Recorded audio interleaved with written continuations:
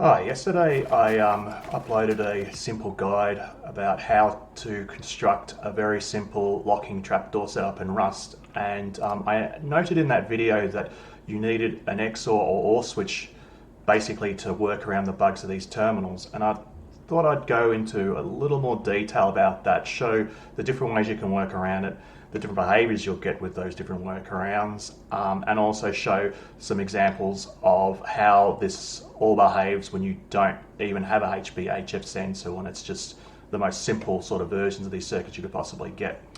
And to reiterate and just show how this trap setup works, this basically controls whether the door's open and closed right now. If someone goes into the base, HB-HF sensor shuts the door, HB-HF sensor is now powered off. Destroying this does nothing, the person's locked in here unless they have the code.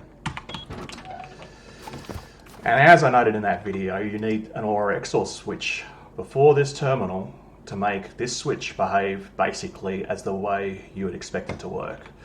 And to show how it operates without the XOR or switch in the way, here's the exact same setup, except I don't have an OR XOR sitting here. And what happens? It only turns on briefly. Makes no sense why this happens. That's not outputting power, it's definitely not detecting me, but it completely breaks the whole thing.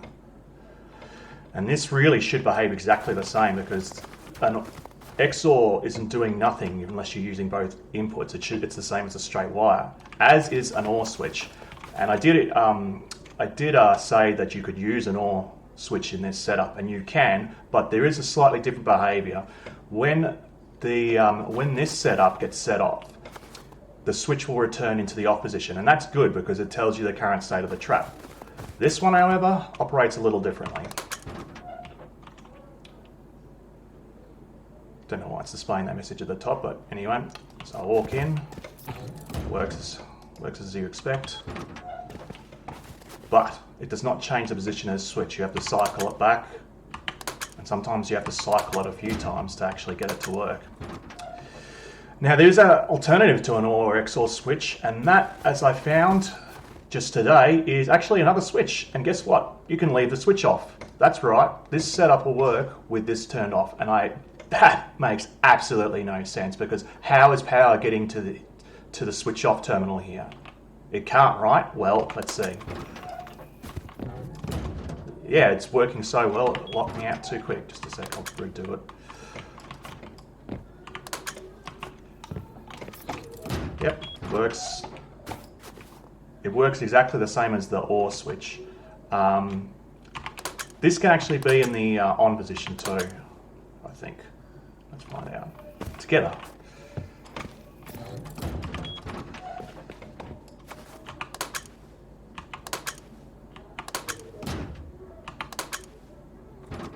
Yeah, very odd, very odd. Now, maybe it has something to do with the HB-HF sensor, you say. Well, or maybe the door controller. Well, here's the most basic way we can demonstrate this issue. A switch and another switch. Now, it's doing the exact same thing as the building to the left that's hidden in the back there that didn't have the OR XOR switch. It's just turning off instantly, which makes no sense because there's no power going to this terminal, so why is it switching off instantly? With that turned on, it behaves, this is exactly as I'd expect, but with it off, no, that's not what I expect. Here's the same setup with an XOR in the middle, and suddenly it works as you expect. Interestingly, the OR now works exactly the same as the XOR. Turn this on. Yes, it flips the handle up, which it doesn't do with the door controller and HB-HF, so I don't understand why. And here's the example just with the switch, and this is an extra, dicey. All right. It kind of behaves the same as the setup with the OR switch, where the handle doesn't go up. But with the handle down, it acts more like the XOR. Something that's definitely worth mentioning about all this, you might have noticed I've got separate batteries and actually completely independent power sources for each of these. Well, things get a hell of a lot more messy and, well, less useful if you're using a more standard setup for a big base.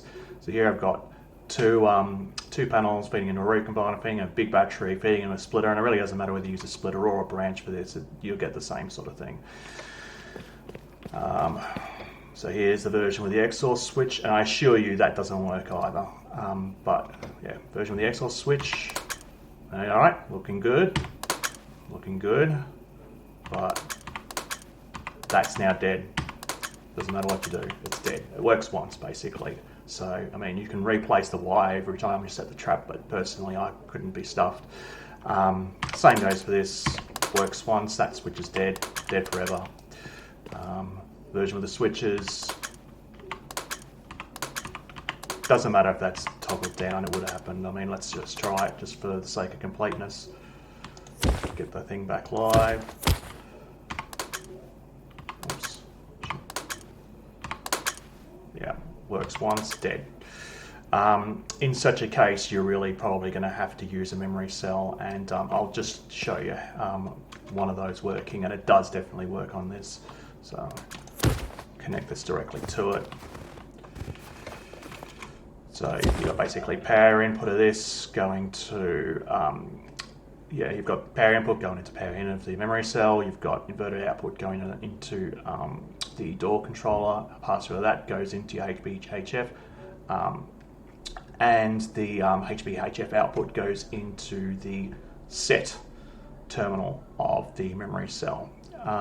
And you use a toggle switch to reset it. So basically this is in the default state now, and that's why I'm using the inverted output, not the output. So, does it work? Yes, it does.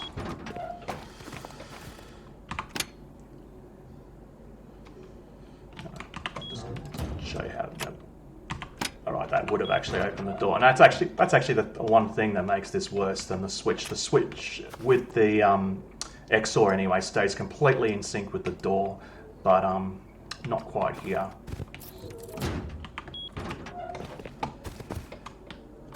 And I'll shut that again. So yeah, that opens it. Yeah, the trap works, but there is a bit of a problem. This uses up, the whole setup actually uses up 3 units of power, whether it is, whether the trap is set or not.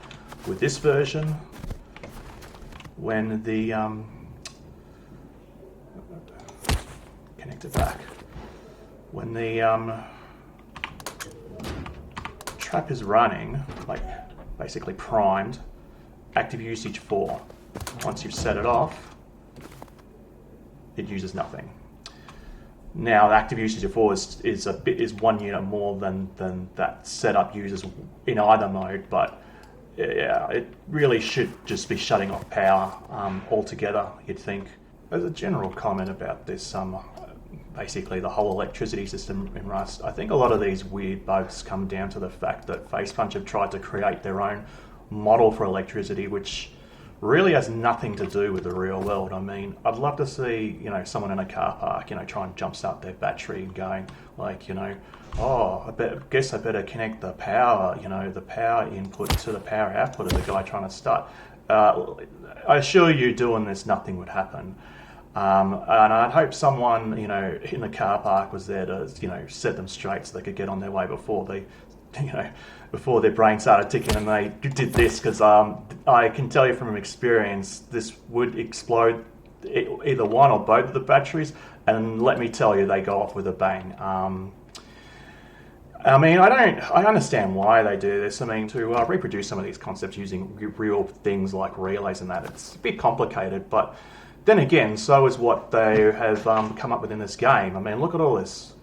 It's not really that much simpler than than something modelled using real parts. And the difference would be that you'd actually be learning something that you could apply to the real world instead of something that could at least damage your batteries and cost you some hearing. And I'm not expecting that they have some sort of full simulation like LT Spice running in the background in this game, because you don't need anything like that. I mean, there's JavaScript web pages that simulate entirely in JavaScript some of the basics, well, basically everything you would need to in this, with the components you use in this game, and they, let me tell you, even on a very simple JavaScript page, the simulations I've done, well, one, I've simulated things a hell of a lot more complicated than this, and I haven't seen the bugs that I've seen in this game, or just seen in what I've just shown you now. But yeah, anyway, I hope that this has taught you a little bit on how you can make these two terminals do something useful, yeah, hopefully you have fun with your trap base or whatever you use these terminals for, and have fun.